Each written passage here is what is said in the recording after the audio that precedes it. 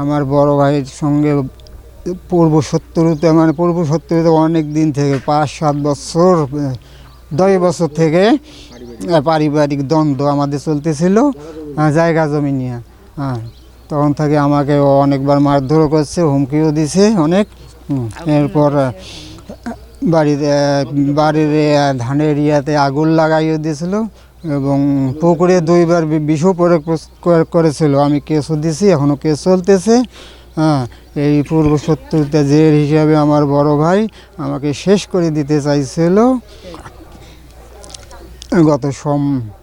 সোমবার দিবাগত রাত্রিতে 1:30টার দিকে লোকজন নিয়ে আসিয়া আমার রুমে অতর্কিত হামলা করে আমাকে মেরে ফেলার জন্য আসছিল এবং তারপরে চোখে চুন আর সুপারগুলো আঠা দিয়ে চোখ নষ্ট করার জন্য চুন প্রয়োগ করছে, হাত দিয়ে লেপে দিয়েছিল।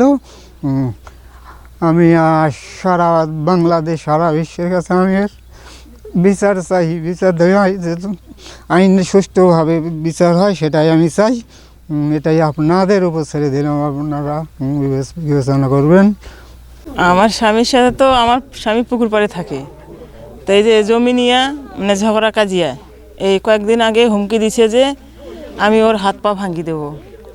তো মনে করেছিলাম না যে এত বড় কাজ করিবে উনি, তো উনি তো বাড়ির বড় ভাই, ওনার হাতে তো সব ছিল, এতদিন তো সব করছে উনি। কিন্তু এই যে বোনের ঘরে দেখাশোনা, মায়ের দেখাশোনা করে নাই, আমার স্বামী করছে।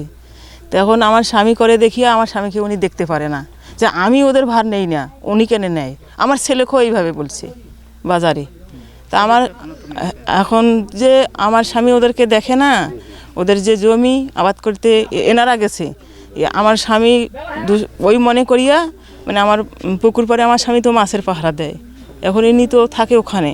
আরও অন্য লোক দিয়ে বলছে যে তোর হাত পাও ভাঙিয়ে দিবে, ওখানে থাকিস না। তবুও আমার স্বামী মাছ পাহারা দিবে না, ওখানে মাছ পাহারা দিতে গেছে। এখন যে হঠাৎ করে যে আক্রমণ করছে, ইনি তো বোঝে নাই যে আক্রমণ করবে। এখন যে খুব মারধর করে জ্যাকেট জুকেট এগুলো ছিঁড়ে দিচ্ছে, এগুলো ছিঁড়া মারা অবস্থা, ঠোঁটটা এত বড় ঝুলা, আবার গলা চিপি ধরছে, এগুলো তো ফুলা, আবার এগুলো ইসুপগুলো দিছে, এই সুপারগুলো দিছে, মাথা চাকার করে আঠা, চৌখে দিছে, দিয়ে চুন দিছে। এই মুখটা চিনা যায় না যে এটা আমার স্বামী। এনারা ঘাট দুই বোনে দুই পিঠে ঘাট ধরে যখন মাজা কিনাতে, যখন এরা চিৎকার করেছে, তখন আমি ঘর থেকে বাইরে যে কী হয়েছে, তো দেখছি আমার স্বামী ওরকম। আমি তো জোরে চিল্লে শিখিরে যে এরকম ক্ষতি কে করলো, নাম বললো যে তহুবার করছে, আকাশ করছে, আমাকে 5জন ঠাসি ধরছে ওখানে, আমার পা বান্ধিছে, আমার হাত বান্ধিছে, এইভাবে উনি বলছে। আমি তো শুনছি সবগুলোই। তা আমার স্বামীর আমি বিচার চাই। আমার স্বামীর এতবারই ক্ষতি করেছে। আমার তো সন্তান নেই ভাই, আমি তো সন্তান আর মা, আমার এক সন্তান, আমার ঢাকায় থাকে, আমার তো দেখার কোনো লোকে নেই। এনারাই দেখাশোনা করে দোনো বইনে। এনার মা 6 মাস ধরে বিছানায় ভুগছে রোগে, একদিনও বড় ভাই এসে খোঁজ নেয় নাই, এটা বুঝছেন। এখন মারা গেছে তবুও উনি আসে নাই, বলে যে আমার মা নেই, আমার বোন নেই, আমার স্বামী এদেরকে দেখাশোনা করে। আমরা মেজো ভাইয়ের পাশে থাকি। তারপরে হচ্ছে মানে জায়গা জমি গেলে হচ্ছে 10-15 বছর এরকম হবে জায়গা জমি নিয়ে গন্ডগোল। আমরা জমিতে গেছিলাম, তো হচ্ছে জমিতে আমাদেরকে মারছি। তারপরে হুমকি দেয় যে হচ্ছে ভরণ পোষণ তো দেয় না। জমিতে গেছিলাম, বলে যে এগুলো কার জমি, তোমাদের জমি, তোমরা আমার জমিতে আসছো। এটা গ্রামবাসী সবাই জানে যে আমাদেরকে মারছিল। তারপর হচ্ছে পুকুরে মেজো ভাই মাছ চাষ করে, বিষ দিছিল, মানে দেখা গেছে যে আজকে মাছ ছাড়ি দিছে, কালকে বিষ দিছে। হুমকি দেয় যে হচ্ছে তোদেরকে জমি বিক্রি করিয়া তোদেরকে সবাইকে শেষ করে দিব, এইটাই হলো আমার টার্গেট। আমার মা ছিল, আমার মা সবাইকে বলে যে হচ্ছে গর্ভধারিণী যে দুনিয়া দেখাইছে, সে তাকে বলে যে ওটা আমার মা না। এমনকি মাটি যখন তখন মাটি দিতে আসে নাই। আমাদেরকে তো 2 বোন তো ভরণ পোষণ দেয়ই না। যদি কোনো কিছু বলা হয় যে তোদেরকে ভিক্ষা করে স্টেশনে বেড়াইবা, ভিক্ষা করে বেড়াইবা, এইভাবে বলে। ক্ষমতার হচ্ছে ওনার হচ্ছে আওয়ামী লীগের সেক্রেটারি, ওই সে সময় ছিল সেক্রেটারি, ওই সেক্রেটারির ওই ইয়াতে পাওয়ারতে ওই সব কিছু দখল করে ওই সব কিছু খায় আর কি। দলের লোক হচ্ছে ওই যে আমার যে বড় ভাই তহুবার রহমান আছে, ওর হচ্ছে ওই আর ওই রাজা চেয়ারম্যান, আমরা একসঙ্গে বেড়াই ঘনিষ্ঠ। আমরা গেছিলাম এই ব্যাপারটা নিয়ে যে হচ্ছে এটা আমার মা গেছিলো, আমি গেছিলাম, আমার বোন গেছিলো, যে এটা যে ভাই একটু সংশোধন করেন, এটা তো সারা বছর তো রাখা যাবে না। তা উনি বলে যে হ্যাঁ দেখি এটা সেটা বলিয়া মানে আর কিছু বলে না।